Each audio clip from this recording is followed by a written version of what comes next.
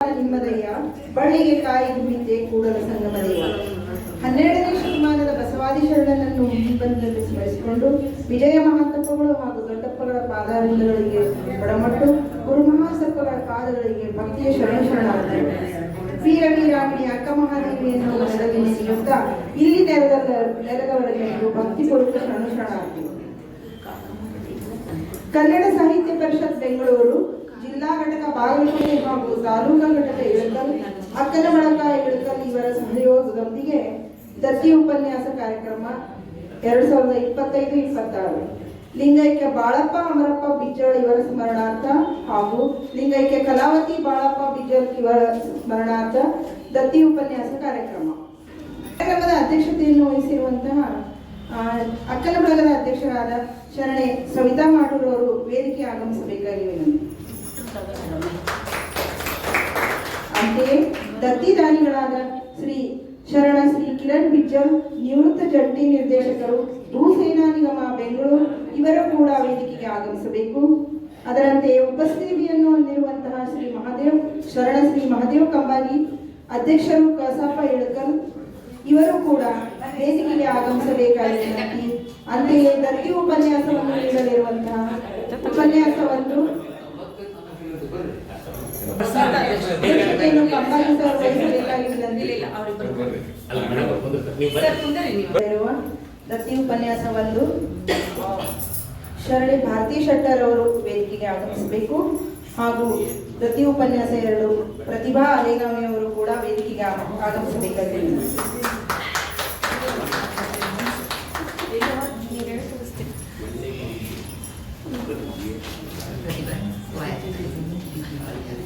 ಈ ಕಾರ್ಯಕ್ರಮವನ್ನು ವಚನ ಪ್ರಾರ್ಥನೆಯೊಂದಿಗೆ ಆರಂಭಿಸುತ್ತಿದ್ದೇವೆ.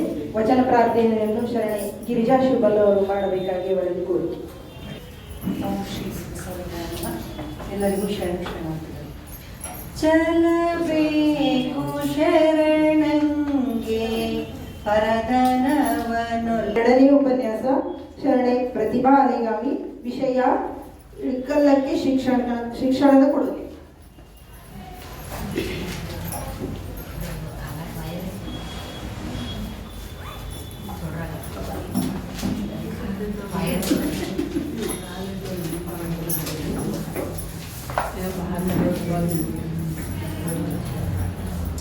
ಓಂ ಶ್ರೀ ಗುರು ಬಸವಲಿಂಗಾಯ ನಮಃ. ಜ್ಞಾನದ ಬಲದಿಂದ ಅಜ್ಞಾನದ ಕೇಡು ನೋಡಯ್ಯ, ಜ್ಯೋತಿಯ ಬಲದಿಂದ ತಮಂದದ ಕೇಡು ನೋಡಯ್ಯ, ಸತ್ಯದ ಬಲದಿಂದ ಅಸತ್ಯದ ಕೇಡು ನೋಡಯ್ಯ, ಪರ್ವತದ ಬಲದಿಂದ ಅವಲೋಕದ ಕೇಡು ನೋಡಯ್ಯ, ಕೂಡಲ ಸಂಗನ ಶರಣರ ಅನುಭಾವದಿಂದ ಎನ್ನ ಭವದ ಕೇಡು ನೋಡಯ್ಯ ಎಂಬ ವಚನವನ್ನು ಹೇಳುತ್ತಾ ವೀರವಿರಾಗಿಣಿ ಅಕ್ಕ ಮಹಾದೇವಿಯನ್ನು ನಮಸ್ಕರಿಸುತ್ತಾ, ಅದೇ ರೀತಿ ಚಿತ್ತಗಿಯ ಚಿಜ್ಯೋತಿ ಮಹಾಂತದ್ವಯರನ್ನು ಮಂದಿರದಲ್ಲಿ ಸ್ಮರಿಸುತ್ತಾ, ಮಾತೃ ಹೃದಯಿಯಾಗಿರುವಂತಹ ಗುರು ಮಹಂತ ಅಕ್ಕನವರ ಪಾದಕಮಲಗಳಿಗೆ ಪುನಮಟ್ಟು ವೇದಿಕೆಯ ಮೇಲಿರುವ ಮತ್ತು ವೇದಿಕೆಯ ಮುಂಭಾಗದ ಎಲ್ಲಾ ಶರಣ ತಾಯಿ ತಂದೆಯರಿಗೆ ಭಕ್ತಿಪೂರ್ವಕ ಶರಣಾರ್ಥಿಗಳು. ಇವತ್ತಿನ ವಿಷಯ ಇಳಕಲ್ಲಿಗೆ ಶಿಕ್ಷಣದ ಕೊಡುಗೆ ಅಂತ ಹೇಳಿ ನಾನು ಇದ್ರ ಅಧ್ಯಯನ ಮಾಡ್ಕೊಂತ ಹೋದಾಗ ನಿಜಕ್ಕೂ ಏನ್ ತಿಳಿದು ಬರ್ತೈತಿ ಅಂತಂದ್ರ, ನೇಕಾರಿಕೆಗೆ ನಾನು ಅಭ್ಯಾಸ ಮಾಡಿದಾಗ 8ನೇ ಶತಮಾನದಿಂದ ನಮ್ಮ ಇಳಕಲ್ಗೆ ಹೆಸರೈತಿ. ಆದ್ರ ಶಿಕ್ಷಣಕ್ಕ ಇತ್ತೀಚೆಗೆ ಬಂದಿದ್ದನ್ನು ನಾ ಗಮನಿಸ್ತೇನೆ. ಇಂದು ನಾವು ಇಲ್ಲಿ ಎಲ್ಲರೂ ಒಂದಾಗಿರುವುದು ಮಾನವನ ಬದುಕನ್ನು ಬೆಳಗಿಸುವ ಒಂದು ಮಹತ್ತರ ಶಕ್ತಿಯೇ ಶಿಕ್ಷಣ ಅಂತ ಹೇಳಿ. ಈ ಶಿಕ್ಷಣ ನಮ್ಮ ಇಳಕಲ್ಲಿಗೆ ಯಾವ ರೀತಿಯಲ್ಲಿ ಹೇಗೆ ಅನುಕೂಲವಾಗಿದೆ ಎಂಬ ಸಂಗತಿಗಳನ್ನು ಒಳಗೊಂಡಿರುವ ಇಳಕಲ್ಲಿಗೆ ಶಿಕ್ಷಣದ ಕೊಡುಗೆ ಯಾವ ವಿಷಯವನ್ನು ಚಿಂತಿಸಲು ಮತ್ತು ಶಿಕ್ಷಣ ನಮ್ಗೆ ಏನ್ ಮಾಡೈತಿ, ಇಳಕಲ್ಲಿಗೆ ಏನ್ ಕೊಡುಗೆ ಕೊಟ್ಟೈತಿ ಅನ್ನೋದನ್ನ ನಾವಿಲ್ಲಿ ಚಿಂತನೆ ಮಾಡ್ತೀವಿ ಅಂತ ಹೇಳಿ. ಶಿಕ್ಷಣವೆಂಬುದು ಕೇವಲ ಅಕ್ಷರ ಜ್ಞಾನವಲ್ಲ, ಇದು ವ್ಯಕ್ತಿಯ ಚಿಂತನೆಗೆ ದಿಕ್ಕು ನೀಡುವ, ನಡತೆಯನ್ನು ರೂಪಿಸುವ ಮತ್ತು ಸಮಾಜವನ್ನು ಸಶಕ್ತಗೊಳಿಸುವ ಒಂದು ಜೀವಂತ ಶಕ್ತಿಯಾಗಿದೆ ಅಂತ ಹೇಳಿ. ಶಿಕ್ಷಣದಿಂದ ವ್ಯಕ್ತಿಗೆ ಜ್ಞಾನ ದೊರಕುತ್ತದೆ, ಜ್ಞಾನದಿಂದ ವಿವೇಕ ಬೆಳೆಯುತ್ತದೆ, ವಿವೇಕದಿಂದ ಅನೇಕ ಮೌಲ್ಯಗಳು ಮೂಡುತ್ತವೆ. ಈ ಮೌಲ್ಯಗಳೇ ಒಬ್ಬ ವ್ಯಕ್ತಿಯನ್ನು ಅತ್ಯುತ್ತಮ ನಾಗರಿಕನನ್ನಾಗಿ ರೂಪಿಸುತ್ತವೆ ಅಂತ ಹೇಳಿ. ಆ ಜ್ಞಾನದಿಂದ ಬಂಧಿತನಾದವನು ಶಿಕ್ಷಣ ಮುಕ್ತಗೊಳಿಸುತ್ತದೆ. ಅಂಧಕಾರದಲ್ಲಿರುವ ಬದುಕಿಗೆ ಬೆಳಕಾಗುತ್ತದೆ ಅಂತ ಹೇಳಿ. ಒಂದು ವ್ಯಕ್ತಿಯ ಅಭಿವೃದ್ಧಿಗೂ ಸಹಿತ, ಸಮಾಜದ ಪ್ರಗತಿಗೂ ಸಹಿತ ಈ ಶಿಕ್ಷಣವೇ ಮೂಲಾಧಾರ ಆಗಿದೆ ಅಂತ ಹೇಳಿ.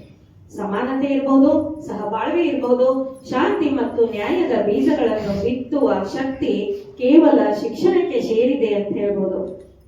ಅಂತ ಶಿಕ್ಷಣದ ಮಹತ್ವದ ಕೊಡುಗೆಯನ್ನು ಅರಿತು ಅದನ್ನು ಜೀವನದಲ್ಲಿ ಅಳವಡಿಸಿಕೊಳ್ಳುವ ಅಗತ್ಯ ಇಂದು ನಮ್ಮ ಎಲ್ಲರ ಮುಂದಿದೆ ಅಂತ ಹೇಳಿ. ಕರ್ನಾಟಕ ರಾಜ್ಯದಲ್ಲಿಯೇ ಅತಿ ಶೀಘ್ರವಾಗಿ ಬದಲಾಗುತ್ತಿರುವ ನಗರಗಳಲ್ಲಿ ಇಳಕಲ್ ಸಹಿತ ಒಂದು ಅನ್ನೋದು ನಮ್ಮೆಲ್ಲರಿಗೆ ಹೆಮ್ಮೆಯ ಸಂಗತಿ ಅಂತ ಹೇಳ್ಬೋದು. ಬಾಗಲಕೋಟೆ ಜಿಲ್ಲೆಯ 3ನೇಯ ಅತಿ ದೊಡ್ಡ ನಗರವಾಗಿ ನಮ್ಮ ಇಳಕಲ್ ಹೊರಹೊಮ್ಮಿದೆ ಅಂತ ಹೇಳಿ. ಇಳಕಲ್ ಇದು ನಾಗರಿಕರ ಕೈಮಗ್ಗ ಸೀರೆಗಳ ಉತ್ಪಾದನೆ ಮಾಡುವ ನೇಕಾರಿಕೆಯನ್ನು ಪ್ರಮುಖ ಉದ್ಯೋಗವನ್ನು ಮಾಡಿಕೊಂಡು ಜೀವನ ಸಾಗಿಸ್ತಿದ್ರು. ಈ ಶಿಕ್ಷಣ ಹೊಸ ಸಮಾಜದ ಸಾಧನೆ ಮತ್ತು ಸ್ವರೂಪ ಎಂದು ಮನಗಾಣಲು ಇಳಕಲ್ಲಿನ ಶ್ರೀಸಾಮಾನ್ಯರಿಗೆ ಸ್ವಲ್ಪ ಬಹಳ ಕಾಲ ಬೇಕಾಯಿತು. ಶೈಕ್ಷಣಿಕ ಚಟುವಟಿಕೆಗಳನ್ನು ತಡವಾಗಿ ಆರಂಭಿಸಿದರೂ ಸಹಿತ ಇಂದು ಶಿಕ್ಷಣ ಕ್ಷೇತ್ರದಲ್ಲಿ ಅದ್ಭುತ ಪ್ರಗತಿ ಸಾಧಿಸಿ ಮುನ್ನಡೆಸಿಕೊಂಡು ಇಳಕಲ್ ಶ್ರೇಷ್ಠ ವಿದ್ಯಾ ಕೇಂದ್ರ ಅಂತ ಹೇಳಿ ಹೆಗ್ಗಳಿಕೆ ಪಡೆದುಕೊಂಡಿದೆ. ಧಾರವಾಡದ ನಂತರ ಶಿಕ್ಷಣಕ್ಕ ನಮ್ಮ ಇಳಕಲ್ದೇ ಹೆಸರಿದೆ. ಯಾವುದೇ ಯೂನಿವರ್ಸಿಟಿಗೆ ಹೋಗ್ಬೋದು, ಇಳಕಲ್ಲ ಅಂತ ಹೇಳಿ ಮೇಡಮ್ ಗೊತ್ತೈತಿ. ಇಳಕಲ್ ಅಂದ್ರ ಅಲ್ಲಿ ಶಿಕ್ಷಣ ಚಲೋ ಐತಿ. ಎಲ್ಲಿ ತನ ಅಂದ್ರ ಸ್ಕಾಡ್ಗಳು ಬಂದ್ರು ಸಹಿತ ಬಹಳಷ್ಟು ತಲೆ ಕೆಡಿಸ್ಕೊಳ್ಳಲ್ಲ. ನಿಮ್ಮಲ್ಲಿ ಎಲ್ಲ ಕರೆಕ್ಟ್ ಇರ್ತೈತಿ ನಮ್ಮ ಲೆಕ್ಕಕ್ಕೆ. ಅಷ್ಟು ನಮ್ಮಲ್ಲಿ ವಿದ್ಯೆಗೆ ಬಹಳ ಮಹತ್ವದ ಅಂತ ಹೇಳಿ ನೋಡ್ಬೋದು. ನಾನು ಇಲ್ಲಿ ಆಕ್ಚುಲಿ ನೀವು ನೋಡ್ಬೇಕು ಅಂದ್ರೆ ನಿಮ್ಗೆ ಎಲ್ಲರಿಗೂ ಗೊತ್ತಿರುವಂತ ಸಂಗತಿಗಳು. ಸಮಯದ ಅಭಾವ ಇರೋದ್ರಿಂದ ಸ್ವಲ್ಪ ಶಾರ್ಟ್ ಟೈಮ್ ಒಳಗೆ ಮುಗಿಸಕ್ ಪ್ರಯತ್ನ ಮಾಡ್ತೀನಿ. 1965ರ ಸಮಯ. ಆಗ ಇಳಕಲ್ಲಿನಲ್ಲಿ ಶೈಕ್ಷಣಿಕ ಮತ್ತು ಆರ್ಥಿಕ ಕ್ರಾಂತಿ ಆಯಿತು ಅಂತ ಹೇಳ್ಬೋದು.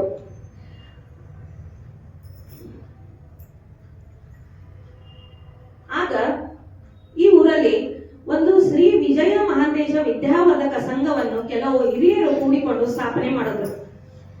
ಆಗ ಶೈಕ್ಷಣಿಕ ಕ್ಷೇತ್ರದಲ್ಲಿ ಅಡಿಯಿಟ್ಟು ಹೊರಟ ಸಮಯದಲ್ಲಿ ಊರಲ್ಲಿ ಆರ್ಥಿಕವನ್ನು ಸಹಿತ ಬಲಗೊಳಿಸುವ ಸಲುವಾಗಿ ಸಹಕಾರ ಸಂಘವನ್ನು ಸ್ಥಾಪಿಸಿದರೆ ಹೇಗೆ ಎಂಬ ಮಾತು ಅಲ್ಲಲ್ಲಿ ಕೇಳಬರತೊಡಗಿತು.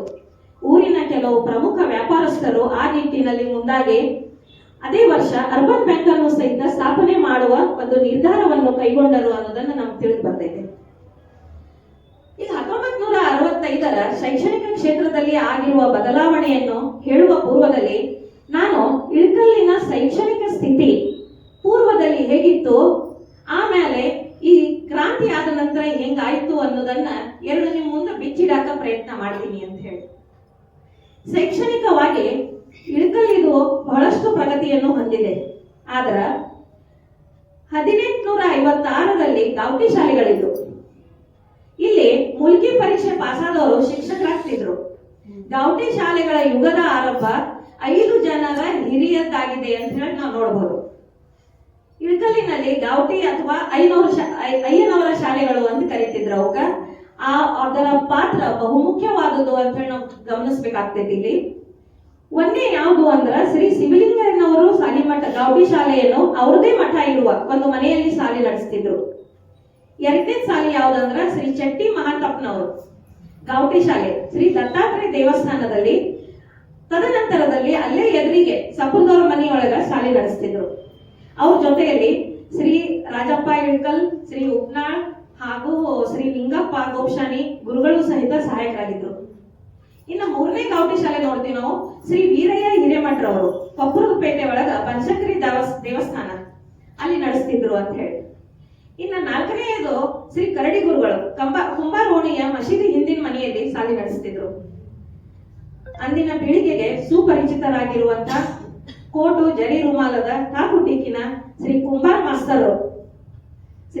ಮಾಸ್ತರು ಮಾರ್ವಾಡ್ ಗಲ್ಲಿಯಲ್ಲಿರುವ ಶ್ರೀ ಬನಶಂಕರಿ ದೇವಸ್ಥಾನದಲ್ಲಿ ಶಾಲೆಯನ್ನು ನಡೆಸ್ತಿದ್ರು ಅನ್ನೋದನ್ನ ನಾವು ನೋಡ್ತೀವಿ. ಈ ಎಲ್ಲ ಗಾವಟಿ ಶಾಲೆಗಳ ಗುರುಗಳು ಓಂ ನಾಮ ಸಿದ್ಧಂ ಎಂಬ ಪ್ರಥಮ ಶುಭವಾಕ್ಯದಿಂದ ಆರಂಭಿಸಿ ಅಲ್ಲಿ ಏನ್ ಹೇಳ್ತಿದ್ರು ಅಂದ್ರ ಓದು, ಬರಹ, ಅಂಕಿಮಗ್ಗಿ, ಬಾಲ್ಯಕಗಳನ್ನು ಕಲಿಸ್ತಿದ್ರು. ಇವು ಬೆಳಿಗ್ಗೆ ಮತ್ತು ಮಧ್ಯಾಹ್ನ 2 ಹೊತ್ತು ಶಾಲೆ ನಡೆಸುವ ಮತ್ತು ಶ್ರಮವಹಿಸಿ ಕಲಿಸುವ ಗಾವಟಿ ಶಾಲೆಗಳು. ಅವು ಜನಪ್ರಿಯಗಳು ಆದ ಸಹಿತ. ಅಲ್ಲಿ ಕಲಿಸುವ ಗುರುಗಳು ಅಣೆ, ಚಾವಲಿ, ಪಾವಲಿ, ಈ ಫೀಯಲ್ಲಿನೇ ಅಂತ ಹಣೆ ಪಾವಲಿ ಚಾವಲಿ ಅಂದ್ರೆ ನೀವು ನೋಡ್ಬೋದು ಆಗಿನ ಕಾಲದಲ್ಲಿ ಆ ಬರುವಂತ ಫೀಯಲ್ಲಿನ ಅವ್ರ ಸಂಸಾರನು ತೂಗಿಸ್ತಿದ್ರು ಮತ್ತು ಅವರು ಸಂತೃಪ್ತ ಮನೋಭಾವನೆಯನ್ನು ಸಹಿತ ಉಳ್ಳೋರಾಗಿದ್ರು, ಮನೋವೃತ್ತಿಯವರು ಉಳ್ಳೋರಾಗಿದ್ರು ಅನ್ನೋದನ್ನ ನಾವು ಗಮನಿಸಬಹುದು. ಅದೇ ರೀತಿ ಮಹಾನವಮಿ ದಸರಾ ಟೈಮ್ ಒಳಗ 9 ದಿವಸ ಶಾಲೆಯಲ್ಲಿ ಎಲ್ಲಾ ಮಕ್ಕಳುಗಳು ಬಿಲ್ಲು ಬಾಣಗಳನ್ನು ಹಾಕೊಂಡು ಗುರುಗಳ ಮುಂದೆ ಬಂದು ಪ್ರತಿ ಮನೆಗೂ ಹೋಗಿ ಯದುಕುಲೇಶನೇ ಸ್ವಾಮಿ ಪದ್ಮನಾಭನೇ 9 ನುಡಿಯ ಪದ್ಯವನ್ನು ವಾದದೊಂದಿಗೆ ಹಾಡುತ್ತಾ ಕೊನೆಯಲ್ಲಿ ಒಂದು ಕೊಟ್ಟವರಿಗೆ 9 ನಿಮಗೆ ಶಂಭೋ ಶಂಕರ ಗುರುವಿನ ಕೃಪೆ ಇರಲಿ ಎಂಬ ಒಂದು ಶುಭ ನುಡಿಯನ್ನು ಹಾಡಿ ಮನೆಯಿಂದ ಚಿದಾ ಮತ್ತು ಗುರುದಕ್ಷಿಣೆಯನ್ನು ವರ್ಷಕ್ಕೊಮ್ಮೆ ಪಡೆಯುವ ಪದ್ಧತಿ ಇಲ್ಲಿ ಇತ್ತು ಅನ್ನೋದನ್ನ. ಇನ್ನೊಂದು ನಾವು ಹೇಳ್ಬೋದು, ಆ ಶಾಲೆಗಳು ಹೆಂಗಿದ್ದು ಅಂತಂದ್ರ ನಾವ್ ಹೇಳ್ತೀವಿ ಚಡಿಲಾಗೆ ಚಮ್ ಚಮ್ ವಿದ್ಯೆ ಏಲಿ ಘಮ್ ಘಮ್ ಅಂತ ಹೇಳಿ ಮರಾಠಿ ಒಳಗೆ ಹೇಳ್ತೀವಿ ನಾವು.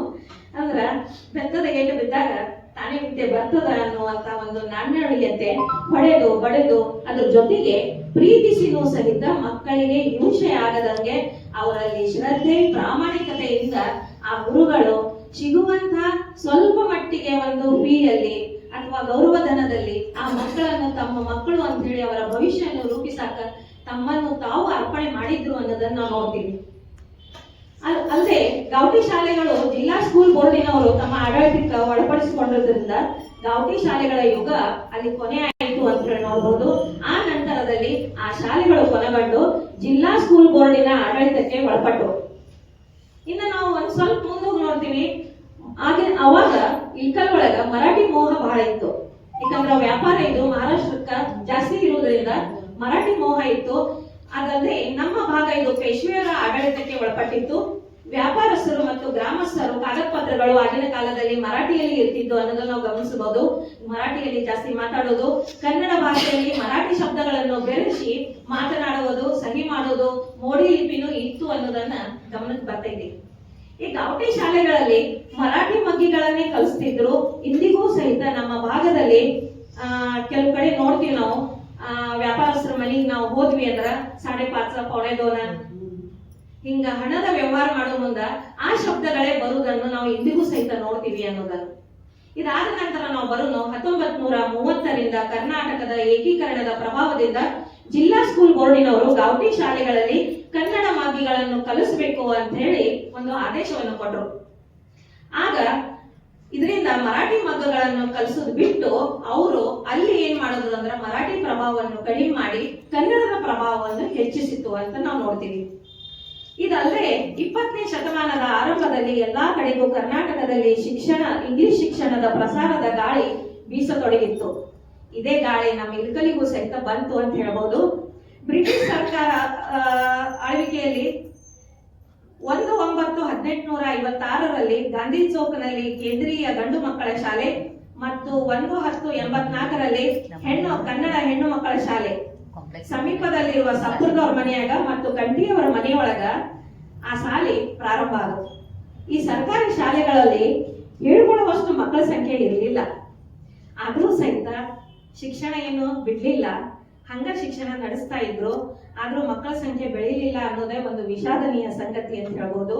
ಆದ್ರ ಕ್ರಮೇಣ ಇಲ್ಕಲ್ ನಗರದಲ್ಲಿ ಶ್ರೀ ರುದ್ರಪ್ಪನವರು ಕಂಠಿ, ಶ್ರೀ ಶಂಕರಪ್ಪನವರು ಸಕ್ರಿ ಇವರ ಪ್ರೇರಣೆಯಿಂದ ಶ್ರೀ ವಿಜಯ ಮಹಾಂತೇಶ ವಿದ್ಯಾವರ್ಧಕ ಸಂಘವು ರೂಪುಗೊಂಡಿತು ಅಂತ ಹೇಳಿ 1923ರಲ್ಲಿ ಶ್ರೀ ಮಹಾಂತೇಶ ಆಂಗ್ಲ ವರ್ನಾಕ್ಯುಲರ್ ಸ್ಕೂಲ್ ಅನ್ನು ಒಂದು ಹುಟ್ಟು ಹಾಕಿದ್ರು. ಆಗ ಅಗರ್ಖೇಡದ ಶ್ರೀ ಆರ್.ಎಸ್. ಜಾಗೀರ್ದಾರ್ ಎಂಬವರು ಪ್ರಥಮ ಶಿಕ್ಷಕರಾದರು. ಆದ್ರ ಆ ಟೈಮ್ನಾಗ ನೋಡ್ರಿ ಸರ್ಕಾರದಿಂದ ಯಾವುದೇ ಸಹಾಯಧನ ಸಿಗ್ಲಿಲ್ಲ ಅವರಿಗೆ. ಅವಾಗ ವಿದ್ಯಾರ್ಥಿಗಳ ಸಂಖ್ಯೆ 10ರಿಂದ 15 ಇತ್ತು. ಸಂಖ್ಯೆನೂ ಸಹಿತ ಬೆಳೆಯಲಾರದ ಕಾರಣ ಆ ಶಾಲೆ ವಿದ್ಯಾ ಇಲಾಖೆಯಿಂದ ಯಾವುದೇ ಮಾನ್ಯತೆ ಪಡೆಯಲಿಲ್ಲ. 1927ರವರೆಗೆ ಒಬ್ಬರೇ ಶಿಕ್ಷಕರು 3ನೇ ವರ್ಗಕ್ಕೆ ಸೀಮಿತವಾದ ಒಂದು ಖಾಸಗಿ ಶಾಲೆಯನ್ನೇ ಉಳಿತು. ಕ್ರಮೇಣ ಅದು ಮುಚ್ಚಿಬಂತು ಅಂತ ಹೇಳಿ 1923 ಮತ್ತು 1927ರವರೆಗೆ ನಡೆದ ಚಿಕ್ಕ ಶಾಲೆಯಲ್ಲಿ ಕರ್ನಾಟಕದ ರಾಜ್ಯ ಮುಖ್ಯಮಂತ್ರಿಗಳಾಗಿರುವಂತಹ ಆಗಿದ್ದಿರುವಂತಹ ಶ್ರೀ ಎಸ್.ಆರ್. ಕಂಠಿ ಇಳಕಲ್ ನಗರದ ಶೈಕ್ಷಣಿಕ ದಿಕ್ಸೂಚಿಯನ್ನು ಪ್ರಗತಿ ಪಥದತ್ತ ಕೊಂಡೊಯ್ದರು ಅಂತ ಹೇಳಿ ಅಲ್ಲಿ ಎಸ್.ಬಿ. ಬಂಡರ್ಗಲ್ ಅವರು, ಶ್ರೀ ಚನ್ನಬಸಪ್ಪನವರು ಹರಿಯರ್ ಮತ್ತು ಶ್ರೀ ಮಹಂತಪ್ಪನವರು ಗೊಂಗಡಿ ಶೆಟ್ಟಿ ಅನೇಕ ಮಹನೀಯರು ಸಹಿತ ಆ ಶಾಲೆಯೊಳಗೆ ಕಲ್ತರು ಅನ್ನೋದನ್ನು ನಾವು ಗಮನಿಸಬಹುದು. ಇಳಕಲ್ಲಿನ ಅತ್ಯುತ್ತಮ ಶೈಕ್ಷಣಿಕ ಸೌಲಭ್ಯವನ್ನು ಒದಗಿಸುವ ನಿಟ್ಟಿನಲ್ಲಿ ಶ್ರೀ ಎಸ್ ಬಿ ಬಂಡ್ರಗಲ್ ಗುರುಗಳು ವಿಶೇಷ ಪ್ರಯತ್ನದಿಂದ ಹೆಚ್ಚು ಮಕ್ಕಳನ್ನು ಕೂಡಿಸಿದರು. 2ನೇ ವರ್ಗದವರೆಗೆ ವಿದ್ಯಾ ಖಾತೆಯಿಂದ ಮಾನ್ಯತೆಯನ್ನು ಪಡೆದುಕೊಂಡು ಬಂದರು.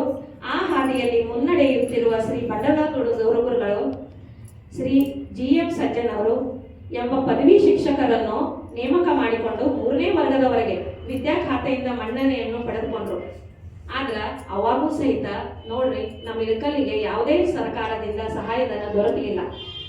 ಮತ್ತು ಅಂದು ನಮ್ಮ ಮಕ್ಕಳಿಗೆ ಅಂದ್ರೆ ಇಲ್ಲಿರುವಂತಹ ಇಳಕಲ್ಲಿನಲ್ಲಿ ಮಕ್ಕಳಿಗೆ ಅವಾಗ ಫೀ ಎಷ್ಟಿತ್ತು ಅಂದ್ರೆ ₹1 ₹2 ಫೀಯನ್ನು ಕೊಡೋದು ಸಹಿತ ಅವರಿಗೆ ದುಸ್ತರವಾಗಿತ್ತು. ಇಂಥ ಹೊತ್ನ್ಯಾಗ ಆರ್ಥಿಕ ಮುಗ್ಗಟ್ಟಿನಿಂದ ಒಂದು 1933 ಒಳಗ ಹಾನಿಯಲ್ಲಿನೇ ನಡೀತಿತ್ತು. ಅದರ ಜೊತೆಗೆ ವಿದ್ಯಾರ್ಥಿಗಳ ಸಂಖ್ಯೆನೂ ಕಡಿಮೆ ಆಗ್ತಾ ಹೋಯ್ತು. ಸರ್ಕಾರದ ಮಾನ್ಯತೆನೂ ರದ್ದಾಯಿತು ಅಂತ ಹೇಳಿ. ಅದೇ ರೀತಿ ಮುಂದೆ ಬರ್ತೈತಿ. ಚಲದಂಕ ಮಲ್ಲನಂತೆ ಅದೇ ಶಾಲೆಯಲ್ಲಿ ಶಿಕ್ಷಕರಾಗಿರುವಂತಹ ಶ್ರೀ ಬಂಡ್ರಗಲ್ ಗುರುಗಳು ಒಬ್ಬರೇ ದೊರೆತಷ್ಟು ವಿದ್ಯಾರ್ಥಿಗಳನ್ನು ಕೂಡಿಸಿಕೊಂಡು ಖಾಸಗಿ ಶಾಲೆಯನ್ನು ನಡೆಸತೊಡಗಿದರು. ಆ ಅವಧಿ ಒಳಗ ವಿಜಾಪುರದ ಕಲೆಕ್ಟರ್ ಆಗಿರುವಂತಹ ಶ್ರೀ MD ಭಟ್ ಶಾಲೆಗೆ ಸಂದರ್ಶನ ಮಾಡಿದ ಸಮಯದಲ್ಲಿ 13,000 ಜನಸಂಖ್ಯೆ ಇರುವ ನಗರದಲ್ಲಿ ಇಂಗ್ಲಿಷ್ ಶಾಲೆ ಇಲ್ಲ ಎಂಬುದನ್ನು ಮನಗಂಡು ಮುನ್ಸಿಪಾಲಿಟಿಯಿಂದ ಒಂದು ಇಂಗ್ಲಿಷ್ ಶಾಲೆ ಪ್ರಾರಂಭಿಸಬೇಕು ಅಂತ ಹೇಳಿ ಆಗ್ರಹಪಡಿಸಿದ್ರು. ಇಳಕಲ್ಲಿನ ಮುನ್ಸಿಪಾಲಿಟಿಯವರು ವಿಜಾಪುರದ ಡಿಸ್ಟ್ರಿಕ್ಟ್ ಲೋಕಲ್ ಬೋರ್ಡಿನ ಮನ್ನಣೆಯನ್ನು ಪಡೆದುಕೊಂಡು 3/7/1936 ಕನ್ನಡ ಗಂಡು ಮಕ್ಕಳ ಶಾಲೆಯನ್ನು ಇಂಗ್ಲಿಷ್ ಕ್ಲಾಸಿನೊಂದಿಗೆ ಪ್ರಾರಂಭ ಆಯಿತು. ಇದೇ ಶಾಲೆ ಇಳಕಲ್ಲಿನಲ್ಲಿ ಇಂಗ್ಲಿಷ್ ಶಾಲೆ ಅಂತ ಹೇಳಿ ಒಂದು ಪ್ರಸಿದ್ಧಿ ಪಡೆಯಿತು. ಈ ಮೊದಲು 9 ವರ್ಷಗಳಿಂದ ಇಳಕಲ್ಲಿನಲ್ಲಿ ಇಂಗ್ಲಿಷ್ ಶಿಕ್ಷಣ ಪ್ರಸಾರ ಮಾಡುತ್ತಾ ಬಂದಿದ್ದ ಶ್ರೀ ಬಂಡ್ರಗಲ್ ಸರ್ ಗುರುಗಳನ್ನೇ ಇಂಗ್ಲಿಷ್ ಶಿಕ್ಷಕರನ್ನಾಗಿ ನೇಮಕಾತಿ ಮಾಡಲಾಯಿತು. ಅದೇ ರೀತಿ ಬಂಡ್ರಗಲ್ ಗುರುಗಳು ಹೊಸ ವಿದ್ಯಾಲಯದ ಪ್ರಪ್ರಥಮ ಶಿಕ್ಷಕರಾದರು. ಅವರು ಮನೆ ಮನೆಗೆ ಹೋಗಿ ಮಕ್ಕಳನ್ನು ಕರ್ಕೊಂಡು ಬಂದು ಇಳಕಲ್ ಮುನ್ಸಿಪಾಲಿಟಿ ಕಡೆಯಿಂದ ಅವರೇ 15 ವಿದ್ಯಾರ್ಥಿಗಳಿಗೆ ₹1 ಮತ್ತು 8 ಅಣೆ ಅಂದ್ರ ₹1.50 ಲೆಕ್ಕಕ್ಕೆ ಫೀ ಕೊಟ್ಟು ಓದಿಸಲು ಪ್ರೋತ್ಸಾಹಿಸ ಮಾಡಿದ್ರು. ಆಮೇಲೆ 1943 ಒಳಗ ವಿದ್ಯಾರ್ಥಿಗಳ ಸಂಖ್ಯೆ 100ರಷ್ಟು ಆಯ್ತು ಅಂತ ಹೇಳ್ಬೋದು. ಆ ಜರ್ನಿ ಬಹಳ ಮಹತ್ವದಿತ್ತು ಅಂತ ಹೇಳಿ. ಅಲ್ಲಿ 4ನೇ ವರ್ಗಕ್ಕೆ ಆದ್ರ ಇಷ್ಟಿದ್ರೂ ಸಹಿತ ಇಳಕಲ್ಲಿನೊಳಗ ಕೇವಲ 3ನೇ ತರಗತಿವರೆಗೆ ಮಾತ್ರ ಮಕ್ಕಳು ಕಲಿಯಕ ಅವಕಾಶ ಇತ್ತು. 4ನೇ ತರಗತಿಗೆ ಮತ್ತವ್ರು ಬೇರೆ ಊರಿಗೆ ಹೋಗೋದು ಸಂದರ್ಭ ಇತ್ತು. ಮತ್ತೆ ಅಲ್ಲಿ ಅವರು ಬೇರೆ ಊರಿಗೆ ಅವಲಂಬಿಸಬೇಕಾಗಿತ್ತು ಅಂತ ಹೇಳಿ. ಅದೇ ರೀತಿ ಇದನ್ನ ಅಧ್ಯಯನ ಮಾಡೋ ಮುಂದೆ ಬಹಳಷ್ಟು ಗೊತ್ತಾಯ್ತು. 3ನೇ ಕಲ್ತು ಬೇರೆ ಊರಿಗೆ ಹೋಗಿ ಅಲ್ಲಿನೂ ಸಹಿತ ಕಲ್ತು ಫಸ್ಟ್ ರ್ಯಾಂಕ್ ತಗೊಂಡವ್ರು ಅದಾರ, ಶಿಕ್ಷಣದಲ್ಲಿ ಅಭಿವೃದ್ಧಿ ಪಡಿಸಿದವರು ಅದಾರ ಅನ್ನೋದು ವೇಳೆ ಅಭಾವದಿಂದ ಅವನ್ನೆಲ್ಲ ಸ್ವಲ್ಪ ಬಿಟ್ಕೊಂಡು ಬಂದೀನಿ ಅಂತ ಹೇಳಿ.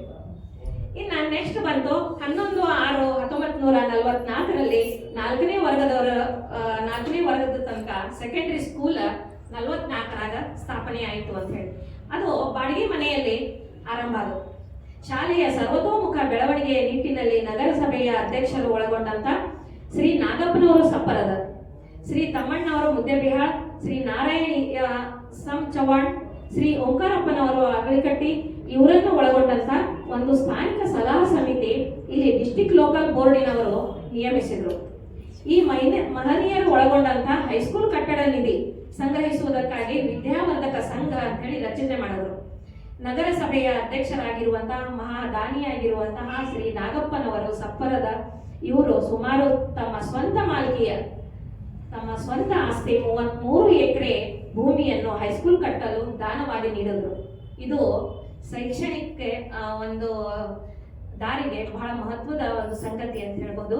ಶ್ರೀ ಸಪ್ಪರದ ನಾಗಪ್ಪನವರು ಅಂದ್ರೆ ಅಪ್ಪಟ ಸಮಾಜ ಒಂದು ಸೇವಾ ಜೀವ ಅಂತ ಹೇಳ್ಬೋದು. ಸೋಹಂ ಎಂದೆನಿಸದೆ ದಾಸೋಹಂ ಎಂದೆನಿಸಯ್ಯ ಅಂತ ಹೇಳಿ ಎಂಬ ಶರಣವಾಣಿಗೆ ಅನ್ವರ್ಥರಾದವರು. ಅವರು ಸಮಾಜಕ್ಕಾಗಿ ಊರಿಗಾಗಿ ಮಾಡಿದ ತ್ಯಾಗ, ಔದಾರ್ಯ, ದಾಸೋಹ, ಸಂಪನ್ನತೆ ವರ್ಣನೆಗೆ ಮಿತಿ ಮೀರಿದ್ದಾಗಿದೆ ಅಂತ ಹೇಳಿ ನಾವು ಹೇಳ್ಬೋದು. ಇಳಕಲ್ಲಿನಲ್ಲಿ ಸರ್ಕಾರಿ ಪ್ರೌಢಶಾಲೆಗೆ ತಮ್ಮ ಅಖಂಡ 33 ಎಕರೆ ಜಮೀನನ್ನು ಖರೀದಿಸಿ ದಾನ ಮಾಡಿದ ಏಕೈಕ ದಾನಶೂರ ಎಂದು ಸಪ್ಪರದ ನಾಗಪ್ಪನವರಿಗೆ ನಗರಸಭೆಯ ಅಧ್ಯಕ್ಷರಾಗಿರುವಂತವರು ದಾನ ಮಾಡಿದ್ದಕ್ಕಾಗಿ ಅವರಿಗೆ ಸಪ್ಪರದ ದಣಿ ಅಂತ ಹೇಳಿ ಕರೀತಿದ್ರು ಅಂತ ಹೇಳಿ. ಮುಂದ ಇನ್ನ ಜರ್ನಿ ದಾರಿ ಬಾರಿ ಚಲೋ ಇದಾಗ್ತೈತಿ. ಸ್ಥಾನಿಕ ಸಲಹಾ ಸಮಿತಿ ರಚನೆ ಆಗ್ತೈತಿ. ಶ್ರೀ ಪರಶುರಾಮ ಸಾ ಕಟ್ವಾ ಅವರು, ಶ್ರೀ ವೀರಭದ್ರಪ್ಪನವರು ಮನ್ನಾಪುರ, ಶ್ರೀ ರೇವಣ್ಣ ಗುಳೇದ, ಶ್ರೀ KG ಕಕ್ಕರಡ್ಡಿ ಮತ್ತು ಶ್ರೀ ಶಂಕರಪ್ಪ ಕವಿಶೆಟ್ಟಿ ಇವರೆಲ್ಲರೂ ನೇತಾರರು ಒಂದು ಅಣೆ ದೇಣಿಗೆ ಮತ್ತು ಸಾರ್ವಜನಿಕರಿಂದ 1,50,000 ರೂಪಾಯಿಗಳನ್ನು ಸಂಗ್ರಹಣೆ ಮಾಡಿಕೊಂಡ್ರು. 18/4/1948 ಒಳಗ ಒಂದು ಹೊಸ ಕಟ್ಟಡದ ಅಡಿಗಲ್ಲು ಸಮಾರಂಭವು ಅಂದಿನ ಮುಂಬೈ ಅಂದ್ರೆ ಮಹಾರಾಷ್ಟ್ರದ ಸರ್ಕಾರದ ಮುಖ್ಯಮಂತ್ರಿಗಳಾಗಿರುವಂತ ಮತ್ತು ಭಾರತದ ಪ್ರಧಾನಮಂತ್ರಿಗಳಾಗಿದ್ದ ಶ್ರೀ ಮೊರಾರ್ಜಿ ದೇಸಾಯಿ ಅವರ ಒಂದು ಹಸ್ತೆಯಿಂದ ನಡೆಯಿತು ಅಂತ ಹೇಳಿ, ನೆರವೇರಿಸಲಾಯಿತು ಅಂತ ಹೇಳಿ. ಆಗಿನ ಮುನ್ಸಿಪಾಲಿಟಿಯ ಇಂಜಿನಿಯರ್ ಅವರು ಶ್ರೀ ಅಹಮದ್ ಹನೀಫ್ ಯತ್ನಟ್ಟಿ ಕಟ್ಟಡ ವಿನ್ಯಾಸ ಮಾಡಿ ಕಟ್ಟಿಸಿದ್ರು ಅಂತ ಹೇಳಿ. 1949ರಲ್ಲಿ ಆ ಕಟ್ಟಡ ಪೂರ್ಣ ಆಯಿತು. ಮಿಡಲ್ ಸ್ಕೂಲ್, ಹೈಸ್ಕೂಲ್ ಹೊಸ ಕಟ್ಟಡಕ್ಕೆ ಸ್ಥಳಾಂತರ ಆಯಿತು ಅಂತ ಹೇಳಿ. ಅದೇ ರೀತಿ ಬೆಳಗಾವಿಯ ಡೈರೆಕ್ಟರ್ ಆಫ್ ಲೋಕಲ್ ಅಥಾರಿಟೀಸ್ ಇವರ ಸೂಚನೆಯಂತೆ 1951 ಒಳಗ ನಗರಸಭೆ ಹೈಸ್ಕೂಲ್ ಆಡಳಿತ ವಹಿಸಿಕೊಂಡು ನಗರಸಭೆ ವಹಿಸಿಕೊಂಡಾಗ Shri CS Patil head master ಇದ್ರು. ತದನಂತರದಲ್ಲಿ ಶ್ರೀ BA ಬಿಜ್ಜಳ ಅವರು ಹೇಳ್ಬಹುದು ಅಂತ ಹೇಳಿ. ಅದೇ ರೀತಿ ಅಖಂಡ ಬಿಜಾಪುರ ಜಿಲ್ಲೆಯಲ್ಲಿ ಹೆಂಗ ಶಿಟ್ಟಿಮನಿ ಹೈಸ್ಕೂಲು, ಬಿಜಾಪುರದ ದರ್ಬಾರ್ ಸ್ಕೂಲು, ಅದೇ ರೀತಿ ಇಳಕಲ್ಲಿನಲ್ಲಿ ನಮ್ಮ ಹೈಸ್ಕೂಲು ಪ್ರತಿಷ್ಠಿತ ಶಾಲೆಯಾಗಿ ಹೊರಹೊಮ್ಮಿತು ಅಂತ ನಾವು ಹೇಳ್ಬಹುದು ಅಂತ ಹೇಳಿ. 1951ರಲ್ಲಿ ನಮ್ಮ ಇಳಕಲ್ಲಿನ ಪ್ರಥಮ SSC ಬ್ಯಾಚ್ ಹೊರಹೊಮ್ಮಿತು ಅಂತ ಹೇಳಿ ನಾವು ಹೆಮ್ಮೆಯಿಂದ ಹೇಳ್ಕೋಬಹುದು.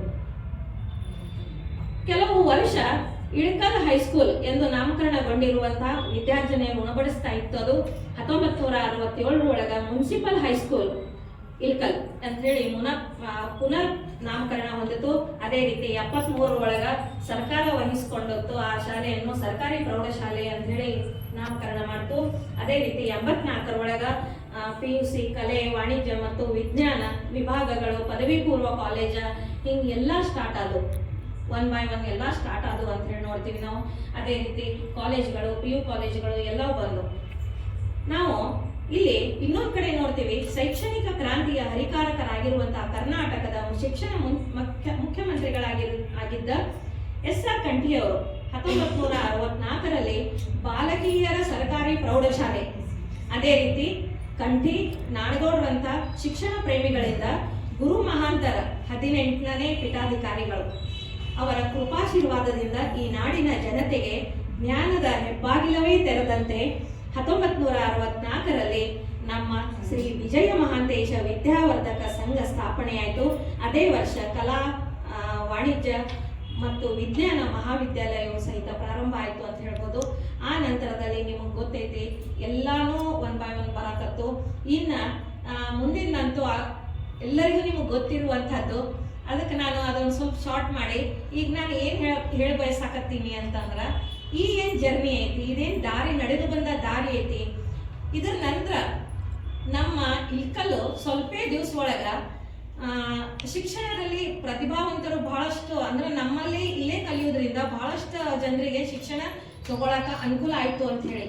ಅದ್ರಾಗ ನಾವು ನೋಡ್ಬೋದು ಸ್ವಲ್ಪ ಜನರದ್ದು ನಾವು ತಗೊಂಡಿನಿ. ಇಳಕಲ್ನ ಸೆಂಟ್ರಲ್ ಸ್ಕೂಲ್ನಲ್ಲಿ, ಹೈಸ್ಕೂಲ್ನಲ್ಲಿ ಕಲಿತಂಥ ನಮ್ಮ ಸಂಜೀವ್ ಕುಮಾರ್ ಹಂಚಾಟೆ ಅವರು ಸದ್ಯದಲ್ಲಿ ಹೈಕೋರ್ಟ್ ಜಡ್ಜ್ ಆಗ್ಯಾರ. ಅದೇ ರೀತಿ SVM ಕಾಲೇಜ್ನಾಗ 1995 ಒಳಗ BSc ಮಾಡಿ BS ಪಾಟೀಲ್ ಅಂತ ಹೇಳಿ ಇವರು ಕರ್ನಾಟಕದ ಯೂನಿವರ್ಸಿಟಿ ಒಳಗ ನೋಡ್ರಿ, ಕರ್ನಾಟಕದ ಯೂನಿವರ್ಸಿಟಿ ಒಳಗ ಅವಾಗ ಅವರು ಯೂನಿವರ್ಸಿಟಿಗೆ 5 ಗೋಲ್ಡ್ ಮೆಡಲ್ ತಗೊಂಡಂತ ವ್ಯಕ್ತಿ ಇಳಕಲ್.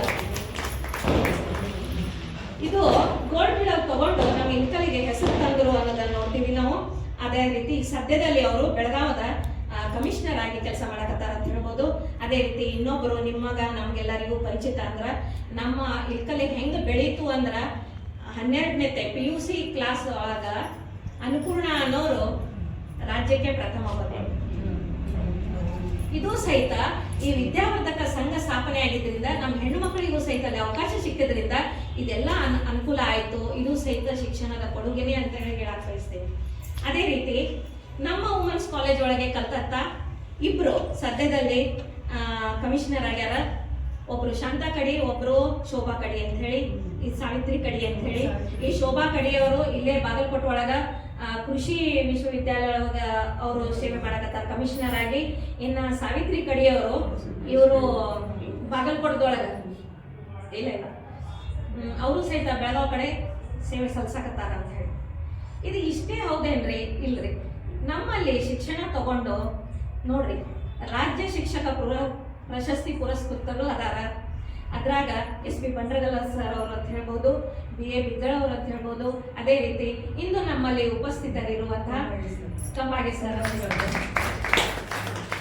ಅದೇ ರೀತಿ ನಮ್ಮ ಇಲ್ಕಲ್ನವರೇ ಗಜೇಂದ್ರಗಢ ಸರ್ ಅವರು ಸಹಿತ ಜಿಲ್ಲಾ ಶಿಕ್ಷಕ ಪ್ರಶಸ್ತಿಗಳನ್ನು ತಗೊಂಡಾರ. ಇನ್ನೂ ಮುಂದುವರೆದು ನಾಗಲೋಟಿ ವಿಜ್ಞಾನ ಪ್ರಶಸ್ತಿಗಳು ತಗೊಂಡವರು ಚಿನ್ನಣ್ಣವರು, ರಾಮಗೌಡರು, ಸಂಧಿಮನಿಯವರು, ಹಿಂಗ ಅನೇಕ ಅನೇಕ ಅನೇಕ ಪ್ರಶಸ್ತಿಗಳು ತಗೊಂಡಾರ. ಇದು ಅಲ್ಲದೇ ಸಹಿತ ನಾವು ಏನ್ ನೋಡ್ತೀವಿ ಅಂತಂದ್ರೆ ಇಲ್ಕಲ್ ನಗರ ಶೈಕ್ಷಣಿಕ ಚಿತ್ರವನ್ನು ಬದಲಾಯಿಸಲು ನೋಡ್ರಿ, ಇಲ್ಕಲ್ಲಿನ ನಗರದ ಒಂದು ಶೈಕ್ಷಣಿಕ ಚಿತ್ರವನ್ನು ಬದಲಾಯಿಸಲು ಶ್ರೀಮಠದ ಪೂಜ್ಯರ ಆಶೀರ್ವಾದ ಮತ್ತು ಅನುಗ್ರಹದ ಜೊತೆಗೆ ನಮಗ SR Kanthi, PM ನಾಡಗೌಡರು, SS Kavishetti ಅವರು, SS ಕಡಪಟ್ಟಿ ಅವರು, SR ಕಾಶಪ್ಪನವರವರು, ಗೌರಮ್ಮ ಕಾಶಪ್ಪನವರು, ದೊಡ್ಡನಗೌಡ ಪಾಟೀಲ್ ಅವರು, ಈಗ ಸದ್ಯದಲ್ಲಿರುವಂತಹ MLA ಅವರು ಅಂದಿರ್ಬೋದು, ಇವರು ಎಲ್ಲರೂ ಸಹಿತ ದಾನಿಗಳು ಮತ್ತು ನಮಗಾಗಿ ಸೇವೆ ಸಲ್ಲಿಸ್ತಾ ಇರುವಂಥವ್ರು ಅಂತ ಹೇಳ್ಬೋದು. ಇವರೆಲ್ಲರ ಅನುಗ್ರಹದಿಂದ ನಮ್ಮ ಮಕ್ಕಳಿಗೆ ಎಲ್ಲ ವಿದ್ಯಾಭ್ಯಾಸವನ್ನು ತಗೊಳಕ ಅನುಕೂಲ ಆಯಿತು ಅಂತ ಹೇಳಿ. ಇದಷ್ಟೇ ಅಲ್ಲ, ನಮ್ಮಲ್ಲಿ ವಂತಿ ಗುರುಗಳು ವೃತ್ತಿಯಿಂದ ಡಾಕ್ಟರ್ ಇದ್ರೂ ಸಹಿತ ಅವರು ಸಂಗೀತ ಒಂದು ವಿಭಾಗದಲ್ಲಿ ಗಂಧರ್ವ ಶಾಲೆಯನ್ನು